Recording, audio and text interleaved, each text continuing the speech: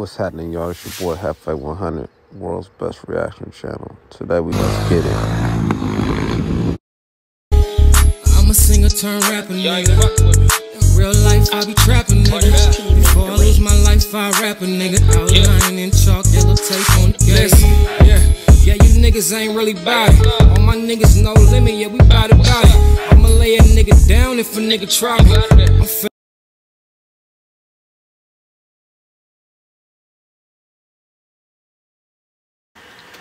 Bang bang, HefÉ gang, y'all know this, man. Another day, another motherfucking reaction. Over here in HefÉ land, man. Back fucking with Sakari Studios. Hopefully that's how you say it, man. The Cullen twins. I'm interested in seeing what the Cullen twins is about. It caught my attention because I seen a gun. That looks similar to this on the motherfucking thumbnail. So I said I'm gonna react to it. Let's get to it. He usually put out something good.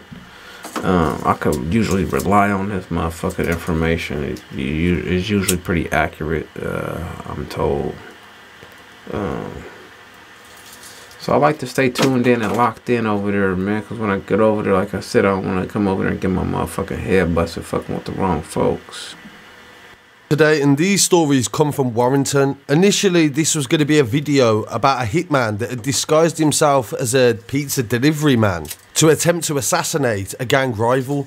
But because of news that emerged today, I was able to link 3 different stories. A lot of you will remember the Cullen twins. I covered this story a few weeks ago on the channel. Look at them nasty ass guts. I mean, but they get the job done. No, it don't matter what that motherfucker look like as long as they get the job done. Ain't nothing pretty like what I got, though. In relation to Leon Cullen being arrested and extradited from Dubai after being on the run for several years. He has now pled guilty to a string of offences in court, and he was originally from Warrington, and he was the most wanted man at one point last year in the country. Cullen was brought before Liverpool Crown Court on Friday, and the 33-year-old admitted 4 charges that he faced, namely conspiracy to supply firearms, conspiracy to possess firearms and ammunition, and conspiracy to supply cocaine. He'll be sentenced at the same court next month due to pleading guilty. Cullen, formerly from Orford, spoke to confirm his identity, his date of birth and his hometown before entering his guilty plea. Defence barrister Oliver Cook told the court, in terms of the role of Leon Cullen in the gang, it's agreed that his role was different but equivalent to his brother, who has already been jailed for 27 years, and his name is Anthony Cullen. He's scheduled to learn the sentence he will receive during a hearing on Friday, April the 30th, which is expected to last 2 to 3 hours, and there's a reason for that because of how much evidence in this case.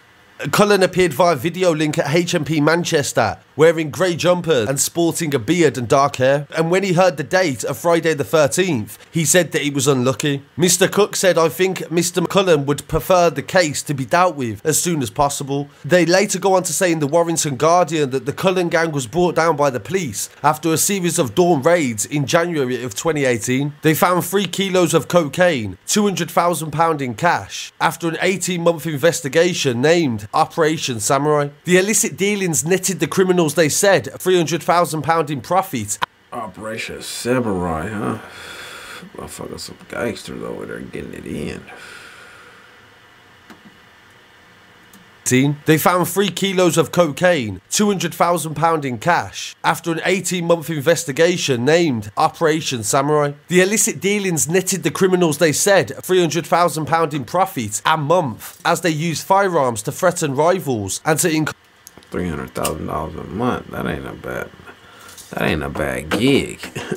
people to pay debts. 5 guns and ammunition were recovered from a loft in a house in Carrington Park when officers executed a search warrant back in 2018, and they also found another gun at the foot of a bed along with a lot of bullets, and they connected this to the twins. They found an AK-47, a pump-action shotgun, automatic pistols, revolvers, as well as a silencer. Police said they dealt in Class A drugs and cannabis in several areas around the location, and oh, that's what that is. That's a silencer. Yeah, you don't see those too much over here. You don't see those a lot of over here at all.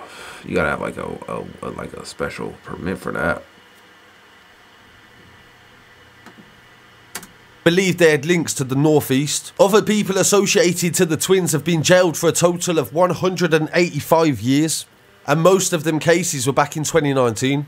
Leon Cullen managed to avoid arrest, with rumours over the last 2 years placing him in Spain, Thailand and the United Arab Emirates, and he was eventually detained in Dubai in January of 2020 on an international arrest warrant, nearly 2 years after leaving the country. There was a lengthy extradition process that only concluded last month, and he was charged over the conspiracy following a joint operation by Cheshire Police and the Organised Crime Unit and National Crime Agency. Over the past few years, they've had a lot of help from Interpol and also authorities in the UAE. They say over the past few years, the Cullen twins have been linked to many high-profile incidents in Warrington, and they are associated to a number of major trials. One of the cases back in February 2018 was about a grenade that was found in a driveway of a family home on Cleveland Road in Orford in February of that year. Allegedly, this was done in a revenge attack after a series of tit-for-tats for damage that had been done to the Cullen's home after it was bricked. So they just left it there? They didn't... Why didn't they detonate it? This was done in a revenge attack after a series of tit-for-tats for damage that had been done to the Cullen's home after it was bricked and a BMW that they owned was torched. What this actually shows is there was a feud that was starting in the local area. The Cullens also had an attack on a gym that was called Smithy's Gym in Bewsley, and this was in September 2019. And these motherfuckers just like basically gave them a fucking grenade.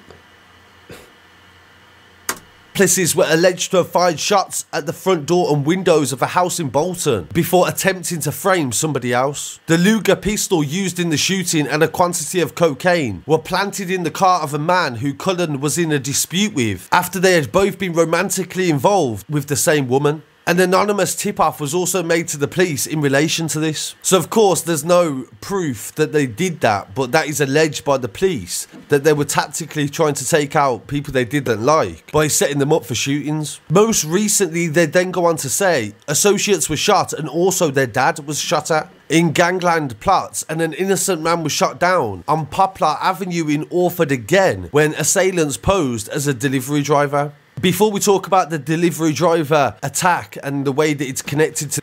Yeah, I seen this. I reacted to this right here. I just reacted to this story. I'd like to talk about the man that was connected to the grenade, Billy Jones. He was from Warrington and he had a long history in the area. He was actually the youngest killer in 2006 when he was convicted of murder, age 16. He was the ringleader of an attack on a dad called Michael Tika, and he's 30 years old when he was convicted back in 2019 for the grenade attack in the Orford area. 4 children were sleeping upstairs in the home when this grenade was placed under the car, and the police showed video of them exploding it. It was placed under the Vauxhall insignia on Cleveland Road in February 2018, and police were alerted via an anonymous call from a phone box. All the residents in the local area were evacuated, and even the nearby McDonald's. Bomb disposal squads came in and carried out controlled explosions on nearby waste ground. And these are the sort of things that would definitely get the NCA on your back. When you start planting grenades outside people's houses and you have access to AK-47 assault rifles, this is when it stops being a small estate gangland feud and it becomes almost military grade. The police say that the twins were involved and responsible for a lot of these tit-for-tats.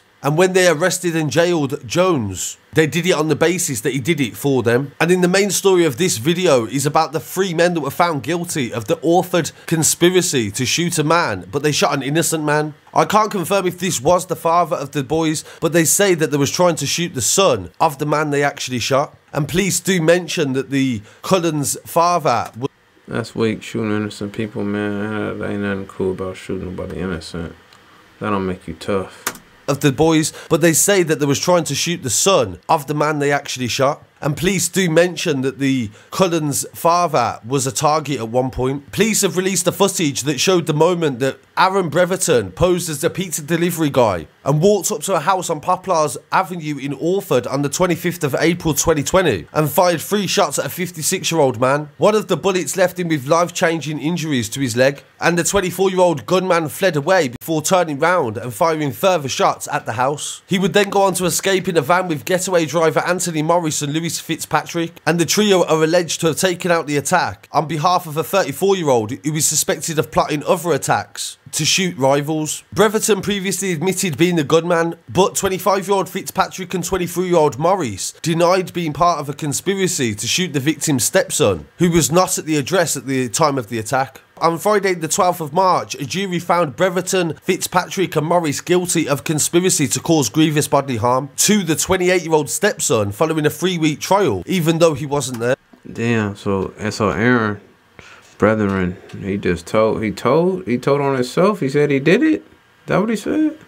The gunman, but 25-year-old Fitzpatrick and 23-year-old Morris of a 34-year-old who is suspected of plotting other attacks to shoot rivals. Breverton previously admitted being the gunman, but 25-year-old Fitzpatrick and 23-year-old Morris denied being part of a conspiracy to shoot the victim's stepson, who was not at the address at the time of the attack. On Friday the 12th of March, a jury found Breverton, Fitzpatrick and Morris guilty of conspiracy to cause grievous bodily harm to the 28-year-old stepson following a 3-week trial, even though he wasn't there. In the hours leading up to the attack, Breverton was seen travelling with Fitzpatrick and Warrington in order to carry out reconnaissance. Shortly after 7 PM, Morris travelled from his workplace in North Wales to pick up Breverton and Fitzpatrick in Liverpool and transport them to the crime scene. Breverton deliberately left his mobile phone at home and used a phone belonging to Morris to communicate with Fitzpatrick as the duo made the journey in the van. When they reached the destination, Fitzpatrick is believed to have handed Breverton the gun, and he was seen on CCTV making his way to the house and carrying out the attack. The victim attempted to shut the door before Breverton opened fire. However, one bullet hit the floor and another...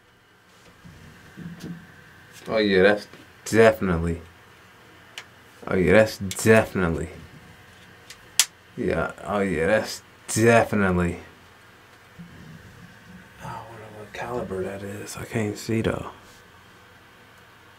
Travelled through the door and hit the man in his knee. A 999 call was made to officers and armed police attended the scene. They launched what police say was a fast-paced and painstaking investigation to find those responsible for the shooting. The white van was identified as being from the garage that Morris had previously worked at on 5th Avenue in Liverpool, and he was arrested by police in Southport 2 days later. Officers searching the van discovered a hide and a mobile phone that was found inside. Morris was in custody and being questioned, and detectives continued to examine CCTV. They carried out forensic and telecommunication inquiries, which led to the arrest of Breverton and Fitzpatrick in Liverpool on Wednesday the 6th of May. Clothing was recovered from Breverton's apartment in City View in Liverpool, along with a Glock handgun in the extractor fan of the oven. There was also several bullets in a magazine in the bathroom and a smoke grenade and $5 grand in cash. And ironically, the gun was not even the same one used in the shooting. They also found an encrypted mobile phone, and $4 grand in cash was found at Fitzpatrick's home in Liverpool. Both men were taken into custody for questioning and subsequently charged. Detective Chief Inspector Mike Evans from the Serious Organised Crime Unit said, "This was a coordinated attack that took weeks of sophisticated planning and preparation, with each individual having a specific role to ensure the hit was carried out. Breverton shot an innocent man on his doorstep and left him with injuries that will affect him for the rest of his life, and the victim has undergone several rounds of surgery since the attack." Superintendent Simon Megan of Warrington Local Policing Unit said the shooting brought fear to the local. A shooting will have you having several motherfucking surgeries. It's just bigger. It's bigger, man. Being shot and stabbed is bigger than just that. It's like you gotta worry about shit getting infected. You gotta worry about, did you get your shit shattered? Did it go straight through? Did it hit bone? Did it not hit bone? Did it hit tendons? All kind of just little different shit. Getting shot, getting stabbed, nothing's cool about it. The street life is not all it's wrapped up. It seems to be. Everybody don't end up being cool and making it out and end up being a rapper. Man, find another hustle. community, and understandably caused a significant amount of concern with locals. While the investigation was ongoing, we made high visibility patrols in the area to reassure residents that we were doing our job. Lewis Fitzpatrick, previously of Liverpool, was found guilty of conspiracy to murder and grievous bodily harm with intent to endanger life. Aaron Breverton, aged 24, previously from Liverpool, was found guilty of conspiracy to commit grievous bodily harm and conspiracy to possess a firearm with intent to endanger life. He was also guilty of possession of ammunition with intent to commit murder. They will be sentenced at a later date at Liverpool Crown Court, and we'll definitely keep you updated on that conviction. So the police say that these are indirectly or even directly connected to each other, being as they're all occurring in the same area, and they're all involved the same groups that have been warring with each other for a long time. So I'd really want to hear what people have to say on all these stories, and please don't forget to like, comment, share and subscribe. I'll be back again very shortly with some more news. Peace. Fucking with you, Sakarty Studios. I like it, I like it, I like it. Y'all like and share this shit too, man. Let him know I'm fucking with him all the time, though. Appreciate the information. I fuck with that shit. Aaron, man, you're a rat. You told on yourself, man. Shout out to Morrison Fitzpatrick for keeping it solid. You know what I mean? Straight stitch lip. Know this your motherfucking boy. Hit that motherfucking subscribe button right now. We're here all week. I'm a singer turned rapper, nigga. In real life, I be trapping, nigga. Before I lose my life, I rap a nigga. Outline in chalk, yellow tape on the case. Yeah, you niggas ain't really bout it. All my niggas no limit, yeah, we bout it. I'ma lay a nigga down if a nigga try me.